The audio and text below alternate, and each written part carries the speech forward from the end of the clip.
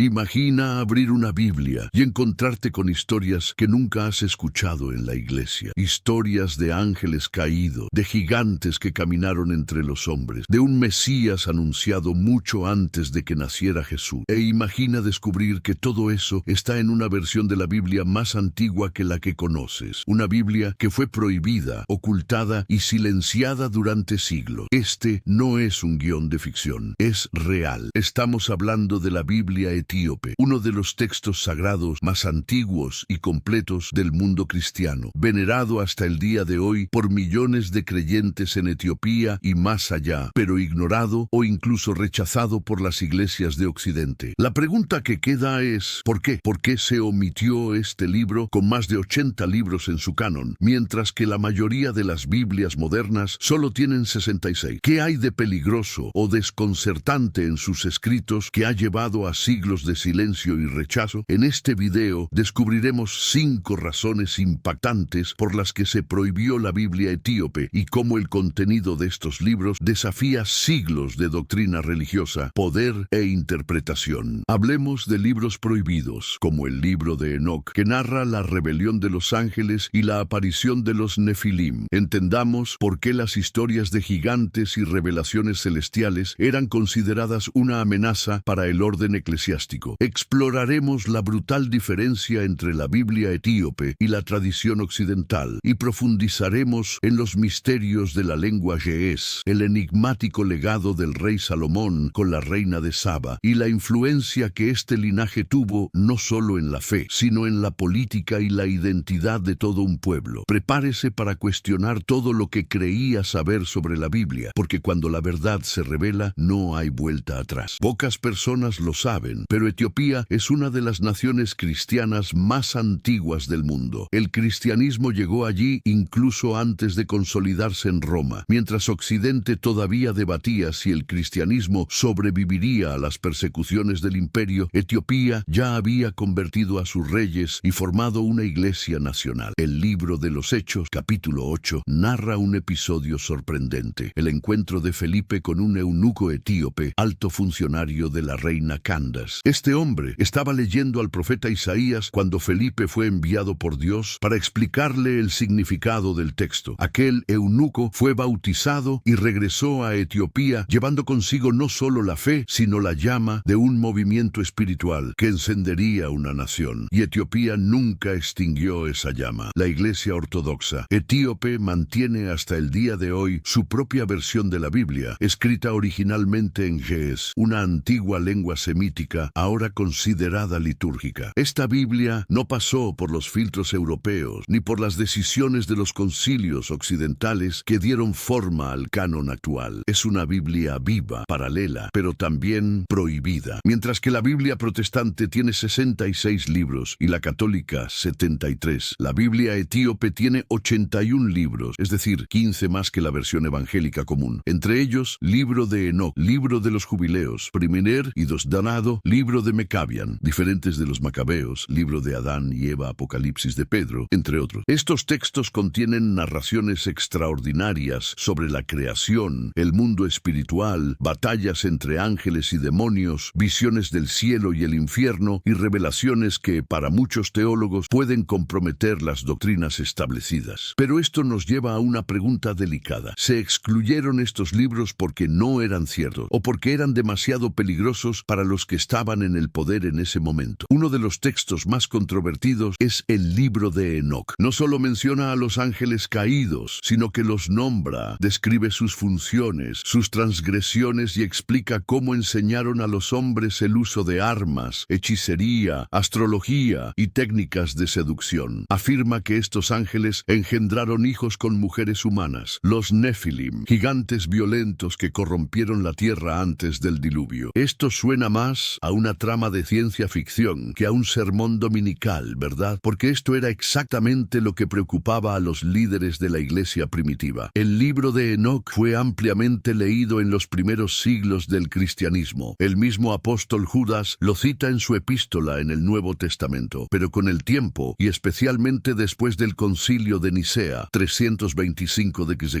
fue eliminado del canon occidental. ¿Razón? Amenazó la simplicidad del dogma cristiano cristiano que se estaba estructurando. Las figuras de ángeles y demonios adquirieron contornos que escaparon al control de la iglesia, y Enoc fue, para muchos, un libro muy peligroso. Es importante recordar que, después de la oficialización del cristianismo por Constantino, la Biblia dejó de ser solo un texto espiritual. Se ha convertido en una herramienta política. Quien controlaba la Biblia, controlaba la doctrina. Y quien controlaba la doctrina, controlaba al pueblo. En este contexto, los libros que fomentaban interpretaciones místicas no lineales o que rompían con el dogma central eran rápidamente eliminados, desacreditados o declarados heréticos. La Biblia etíope, libre de estos filtros, siguió el camino opuesto. Preservó textos apócrifos, mantuvo vivas las tradiciones judías y hasta el día de hoy se utiliza en celebraciones y enseñanzas cristianas en el país africano. ¿Puede usted imaginar el impacto que tendría si, de repente, los líderes religiosos de todo el mundo tuvieran que reconsiderar siglos de doctrina basados en textos que habían ignorado? Bueno, eso nos lleva al segundo punto impactante, y quizás el más controvertido de todos: ángeles, gigantes y un mundo que no debería existir. Imagínese un libro que narra con gran detalle el momento exacto en que los ángeles abandonaron el cielo, transgredieron su naturaleza divina y descendieron a la tierra para tener relaciones con mujeres humanas. Imagínense este libro describiendo cómo estos seres enseñaron a los hombres todo lo que había estado oculto, como forjar armas, hacer cosméticos, manipular estrellas, invocar espíritus e interpretar sueños. Esta no es una novela de fantasía. Esto está en el libro de Enoc, uno de los pilares de la Biblia etíope. Estos ángeles se llaman vigilantes, en hebreo Irim. Ellos eran responsables de velar por los humanos, pero rompieron el límite divino al desear a las mujeres de la tierra. El resultado de esto fue la generación de seres híbridos, los Nefilim, gigantes despiadados, conocidos por su violencia, glotonería y corrupción. Según Enoc, fue por ellos que Dios envió el diluvio, no solo para destruir a los humanos pecadores, sino para eliminar los frutos de la unión prohibida entre el cielo y la tierra. Y aquí es donde las preguntas empiezan a molestar. La historia de los Nefilim no solo aparece en el libro de Enoc, también se la menciona en la Biblia tradicional. En Génesis 6:1-4, había gigantes en la tierra en aquellos días, y también después, cuando los hijos de Dios se unieron a las hijas de los hombres y les engendraron hijos. Este pasaje, sin embargo, es vago, enigmático, y la mayoría de los sermones evitan profundizar en el tema. ¿Por qué? La respuesta está en el intento de la teología occidental de mantener una narrativa controlable del mundo espiritual. Los ángeles eran entendidos como seres puros, obedientes, distantes y malvados, algo completamente externo a la voluntad de Dios. Introducir una narrativa donde los ángeles tienen libre albedrío, se rebelan por pasión y enseñan prácticas mágicas a los humanos sería abrir una peligrosa laguna. Además, el libro de Enoc no solo habla de la rebelión de estos ángeles, también describe sus castigos, las prisiones dimensionales y la intercesión de Enoc ante Dios. Todo esto entra en conflicto con la imagen simplificada del cielo y del infierno que muchos sistemas religiosos han construido a lo largo de los siglos. Otro punto que hace que la Biblia etíope sea tan incómoda para muchos teólogos es que sus libros abordan el mundo espiritual como un universo interdimensional, lleno de capas, jerarquías angélicas y realidades paralelas. El libro de los Jubileos, por ejemplo, reinterpreta el Génesis desde una perspectiva cósmica y profética. Detalla ciclos proféticos de 49 años, conocidos como jubileos, que gobiernan la historia humana, y sugiere que Dios tiene un calendario oculto para los eventos finales. La idea de que el tiempo sigue ciclos secretos dados por Dios, pero no enseñados a la humanidad moderna, es inquietante. Esto desafía no solo la teología, sino también el racionalismo científico que domina el pensamiento contemporáneo. ¿Qué pasaría si los eventos del fin del tiempo ya estaban marcados en este calendario divino, pero fueron ignorados porque eliminaron el libro que explicaba cómo leerlo? En los siglos posteriores a la ascensión de Jesús, a medida que el cristianismo se institucionalizaba, los líderes de la Iglesia necesitaban tomar decisiones. Muchos de los llamados libros apócrifos todavía eran leídos por las primeras comunidades cristianas. Pero había un problema. Cuanto más místico era el contenido, más difícil era controlar la doctrina. Así comenzó un movimiento de filtrado sistemático. La Iglesia de Roma Roma y los concilios eclesiásticos determinaron qué era inspirado y qué era peligroso. Libros que colocó a los ángeles como agentes del pecado, reveló demasiados detalles sobre el mundo espiritual o contradecía la narrativa lineal del plan de salvación. Fueron etiquetados como heréticos o fantasiosos. La Biblia etíope se resistió a esto, porque estaba fuera de ese eje de control, lejos de Roma, de la Europa medieval, de la Inquisición. Ella permaneció como testigo silencioso de una fe más amplia, más mística y más aterradora para los poderes religiosos establecidos. Uno de los grandes debates actuales entre teólogos, científicos y espiritualistas es: ¿los ángeles caídos y los nefilim son solo símbolos o eran seres reales? Algunos eruditos sugieren que los relatos del libro de Enoc son descripciones arcaicas de intervención extraterrestre, que los ángeles son seres de otra dimensión o civilización. Otros afirman que se trata simplemente de un lenguaje poético utilizado para explicar el caos moral de la época. Pero lo que nadie puede negar es por qué un libro citado con tanta frecuencia en los primeros siglos de la fe fue enterrado deliberadamente y por qué todavía es considerado sagrado por millones de cristianos etíopes sin que esto haya generado una revuelta moral o herética entre ese pueblo. La respuesta puede ser más sencilla de lo que imaginamos. Tal vez no sea la Biblia etíope la que está equivocada, sino nuestro miedo a enfrentarnos a lo desconocido. Imaginemos una versión de la Escritura que no pasara por los filtros de Roma ni por las manos de la Reforma protestante. Una Biblia completa, espiritual y profundamente profética que ha resistido la prueba del tiempo porque ha sobrevivido en los márgenes de los imperios occidentales. Se trata de la Biblia etíope, que hoy en día todavía contiene más de 80 libros sagrados, mientras que las versiones protestante y católica mantienen 66 y 73, respectivamente. Pero esta diferencia numérica esconde una verdad más profunda. El contenido de la Biblia etíope pone en peligro los pilares de la autoridad eclesiástica occidental. ¿Por qué? Porque muestra una fe más mística, más directa, sin necesidad de mediadores y profundamente conectada con la espiritualidad africana ancestral. Cuenta historias que descentralizan el poder de Roma, revelando que Tierra Santa no era solo Jerusalén, sino también Aksum, en Etiopía. Durante los primeros siglos del cristianismo, existían varias iglesias repartidas por todo el mundo: Alejandría, Antioquía, Constantinopla, Roma y Etiopía. Mientras Roma se consolidaba como centro del cristianismo occidental, la iglesia etíope seguía su propio camino, con liturgias, doctrinas y una tradición escrita milenaria en ge'ez, una lengua semítica africana que no dependía del griego, el latín o el hebreo. Esto en sí mismo ya era una amenaza, una iglesia cristiana africana poderosa e independiente. Además, la tradición etíope afirmaba algo aún más impactante: que el Arca de la Alianza, el artefacto sagrado construido por Moisés y guardado en el lugar santísimo, estaba escondido en Aksum, no en Jerusalén. Si esto fuera cierto, y para los etíopes lo es, Etiopía sería el nuevo centro espiritual del mundo, no Roma, no Jerusalén. Y la pregunta que flotaba en el aire era: ¿cómo podría la Iglesia Católica controlar una narrativa que ya no pasaba por ella? Para entender por qué se dejó de lado la Biblia etíope, necesitamos analizar los concilios ecuménicos, especialmente los de Nicea, 325 de Muto, Laodicea, 363 de Muco, Hipona, 393 de Muto y Cartago, 397 de Muto. En estas reuniones, los obispos y teólogos decidían qué libros serían considerados inspirados por Dios y cuáles serían descartados. Pero note un detalle: la iglesia etíope no participó en estos concilios. Ella no tenía voz. No pudo defender los libros que consideraba sagrados, como el libro de Enoc, el libro de los jubileos, el Apocalipsis de Pedro, el libro de Adán y Eva, la ascensión de Isaías. Estas obras fueron ampliamente leídas por judíos y cristianos en Oriente y África, pero fueron excluidos por razones políticas, teológicas y estratégicas, porque contradecían el dogma romano, porque daban poder a la experiencia personal con Dios y principalmente porque descentralizaban la autoridad de la Iglesia. Durante la Edad Media, la Biblia se utilizó no solo como libro sagrado, sino como instrumento de control. Fue escrito en latín, una lengua inaccesible para la gente común, y leído únicamente por sacerdotes autorizados. Esto permitió que la interpretación fuera manipulada según los intereses de la élite eclesiástica. En contraste, la tradición etíope mantuvo mantuvo la Biblia cerca del pueblo, con lecturas comunitarias, historias transmitidas oralmente de generación en generación y textos preservados con fervor espiritual. Esta libertad de pensamiento y práctica era incómoda. Imaginemos lo que significaría para la Iglesia de Roma admitir que una civilización africana hubiera mantenido una fe pura, profunda y más cercana a sus orígenes. No sería solo un problema religioso, sería un trastorno político, teológico y racial. Durante el período colonial, cuando las potencias europeas invadieron África, hubo un movimiento claro: borrar la cultura original e imponer la doctrina occidental. Los misioneros católicos y protestantes consideraban la tradición etíope como primitiva, no porque fuera errónea, sino porque no seguía el modelo romano. Por lo tanto, muchos textos de la Biblia etíope fueron ridiculizados, ignorados o destruidos. Pero irónicamente, mientras Europa quemaba libros y perseguía a los disidentes, Etiopía mantenía viva la llama de un cristianismo más antiguo que no necesitaba catedrales doradas ni jerarquías pomposas. Era un cristianismo desnudo, místico y sufriente, pero increíblemente verdadero, y quizá por eso todavía molesta tanto. La historia de la reina de Saba comienza con una pregunta, una duda ardiente que ardía en el corazón de una mujer poderosa, valiente y profundamente espiritual. Ella gobernó el reino de Saba, un territorio que muchos eruditos creen que era parte de lo que hoy es Etiopía y Yemen, una región rica y mística llena de símbolos antiguos. Pero a pesar de toda su riqueza, fama y sabiduría, la reina sentía que faltaba algo: evitar, una preocupación. Entonces oyó hablar de un rey lejano, un hombre que se decía era el más sabio de la tierra, Salomón, y fue a buscarlo, no como quien busca riquezas, pero como alguien que busca respuestas. La Biblia tradicional habla brevemente de esta visita en 1 Reyes 10, pero es la tradición etíope, especialmente el libro Kebra Nagast, la gloria de los reyes, la que revela los detalles profundos, espirituales e incluso románticos de este viaje. Según el Kebra Nagast, la reina de Saba fue recibida con honores por Salomón. Hablaron durante días, discutieron sobre filosofía, religión, política, sabiduría y espiritualidad. Ella quedó impresionada, pero no con el oro de Jerusalén, ni siquiera con los palacios. Ella quedó impresionada por la relación de Salomón con Dios, con su divina sabiduría, con su visión del universo, la justicia y el propósito de la vida. Y en ese encuentro de almas ocurrió algo que cambiaría el curso de la historia: amar. La Biblia etíope relata que de este encuentro nació Menelik I, hijo de Salomón y la reina de Saba, y ahí es donde la historia adquiere proporciones épicas. Menelik I, cuando creció, fue llevado a Jerusalén para encontrarse con su padre Salomón. Allí fue reconocido como príncipe y recibió instrucción religiosa y política. Pero cuando regresó a Etiopía, algo sucedió. El Arca de la Alianza, el objeto más sagrado del Antiguo Testamento, habría sido llevado consigo no como un robo, sino como una decisión divina para preservar la verdadera fe en suelo africano. Desde entonces, la tradición etíope ha afirmado con convicción: el Arca de la Alianza se conserva hasta el día de hoy en la ciudad de Aksum, protegida por monjes que nunca abandonan el templo. Esta narración no solo refuerza la santidad de Etiopía, sino que afirma: el linaje de David no terminó con Jesús, ella continuó con Menelik, y eso lo cambia todo, porque sugiere que el pueblo africano tiene una conexión directa con la promesa mesiánica, que Etiopía no es solo un personaje secundario en la historia bíblica, sino un protagonista olvidado, o mejor dicho, silenciado. Historias como esta a menudo se tratan como leyendas o exageraciones culturales. ¿Pero por qué? Quizás porque no encajan en la narrativa oficial, o quizás porque rompen con la idea de que el centro de la fe está solo en Occidente. Puede parecer algo de otro mundo, pero historias como esta ocurren todos los días, especialmente en culturas donde el honor y la familia tienen un peso inmenso. Bien sé, ¿cuántos de nosotros hemos sentido un llamado interior a buscar algo más allá de lo que dicen los libros convencionales? ¿Con qué frecuencia una verdad oculta parece más real que la que nos enseñaron? La historia de Salomón y la reina de Saba es también la historia de quienes buscan significado, incluso si eso significa desafiar imperio. A lo largo de los siglos, esta historia ha quedado marginada. Europa lo trató como un mito, los consejos lo ignoraron, los eruditos la ridiculizaron, pero ella vive en Etiopía, se celebra en cantos litúrgicos, se enseña enseña a los niños como parte de la identidad nacional. Se siente como una herencia espiritual. Y más que eso, ofrece una respuesta a muchos que se preguntan, ¿dónde está Dios en nuestros orígenes? Está aquí, en historias que no llegaron a la Biblia occidental, en los libros prohibidos, en tradiciones borradas, con el coraje de contar lo que intentaron callar. Vivimos días de angustia, un momento en el que la verdad parece una ilusión, donde la fe se diluye en la polarización, la vanidad teológica y el mercado de la espiritualidad. Las iglesias se dividen, las religiones se atacan entre sí, y muchos preguntan, en silencio, ¿dónde está Dios en todo esto? Aquí es donde la Biblia etíope entra con la fuerza de mil truenos, porque no es solo un libro viejo, ella es un soplo de verdad antigua que habla directamente a los corazones heridos de nuestra generación. Esto demuestra que la fe no nació en Europa, que la Biblia no tiene una única versión oficial, y esa verdadera espiritualidad siempre ha estado presente, incluso allí donde el mundo occidental no quiso verla. Miremos atentamente lo que esta Biblia nos ofrece, porque contrariamente a lo que mucha gente piensa, no es peligroso porque sea falso, sino porque es profundamente verdadero. 1. La fe no puede ser domesticada por el poder político. La Biblia etíope muestra una espiritualidad que no se doblega ante los imperios. Sobrevivió al Islam, al colonialismo, a la persecución y todavía está viva. 2. Lo sagrado no pertenece a una sola cultura. Al incluir libros como Enoc, que habla de ángeles caídos, vigilantes, gigantes y juicios espirituales, amplía nuestra visión de lo que es divino. 3. El sufrimiento es parte del plan, pero nunca el final de la historia. Las historias apocalípticas y los mensajes de esperanza resuenan con fuerza para quienes sufren injusticias hoy, los pobres, los perseguidos, los marginados, los olvidados. 4. El amor es una fuerza disruptiva. La historia de Salomón y la reina de Saba muestra que el amor verdadero, a través de culturas, religiones y mundos, es capaz de generar legados divinos. 5. Dios habla a quienes buscan y no solo a quienes dan órdenes. La reina de Saba, una mujer extranjera, fue utilizada por Dios para revelar un linaje sagrado. ¿A quién más está ignorando la iglesia hoy? La ciencia desafía